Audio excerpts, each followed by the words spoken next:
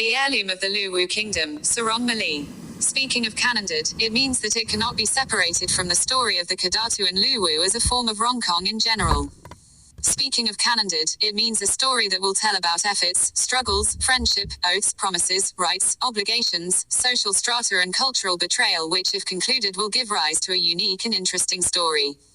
From this uniqueness, it gives rise to a legend of the folk story that has been passed down from generation to generation which is not guided by various versions. From the different versions, it is interesting to examine which if you listen to it leads to politics to achieve the main goal of becoming customary holders in Rongkong land. It is said that after the formation of the traditional Pemangku Morongko, it was perfected into Rongko then changed to Rongkong, and in the end it split into RONGKONG Sambo Lam, RONGKONG Kanan Lel-lua, and RONGKONG Saiba. From the descendants of the first customary holders, the son of Balalilo Tikala, one of the sons or daughters was married to a nobleman in Kanandad, whose roots are in Bua Kalo'Tok. From the descendants, they become the successors of the customary stakeholders in Kanandad, Kalo'Tok.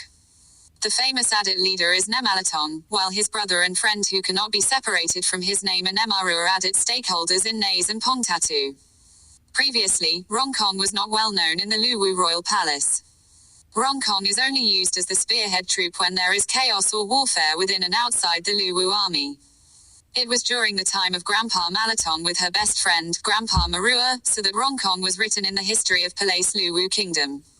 This is thought to have occurred during the 11th Datu Luwu government, 1507-1541.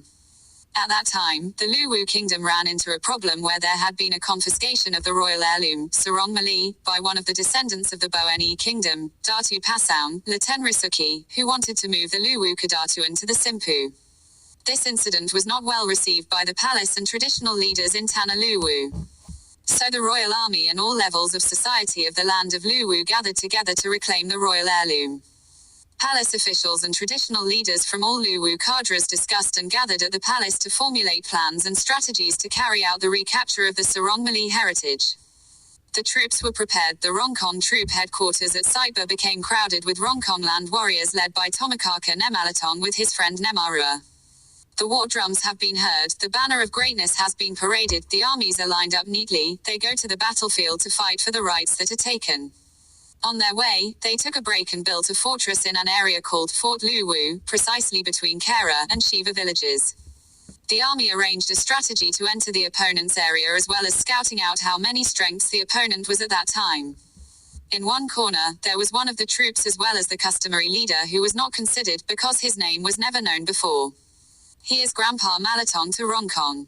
Feeling isolated, and being looked down upon, he took the initiative to prove his ability for the sake of dignity and the survival of the RONGKONG tribe in the future.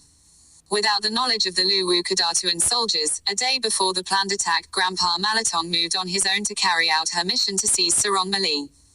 Towards the night, when the darkness enveloped with his magic, he jumped into the opponent's stronghold. With his pinai weapon, he went on a rampage and killed anyone around him. Armed with his powers, Tabuel, he jumped here and there and pushed him into the Datu Palace in the Simpu. Tabuel is one of Grandpa Malatong's supernatural powers which can make a noise and resemble the sound of battle. That said, the resulting sounds made Bonese royal troops kill each other because they thought the friend was their opponent. Almost the entire army, palace guards, and even the king were killed for this incident. After feeling all safe by Nemalatong, he took Kalapendang, Sarong Mali, and cut the head of the opposing force to be brought back to the Luwu Kadatuan palace. Returned to the Datu Luwu army. After the appointed time arrived, they moved into the stronghold of the Boeni kingdom's stronghold in Simpu. When they arrived at the battlefield, they were flabbergasted, they were surprised to find what was there. Displayed in front of them the bodies of the soldiers who were lying, they entered the palace not to find Sarong Mali and even more surprised, the head of the leader was not there.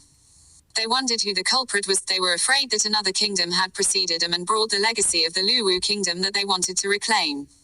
In the confusion, they returned to the Luwu palace and reported what had happened. This was told to be continued in the next episode. Don't forget to like and subscribe so you don't miss the Rongkong story and its history. Thank you for joining this channel.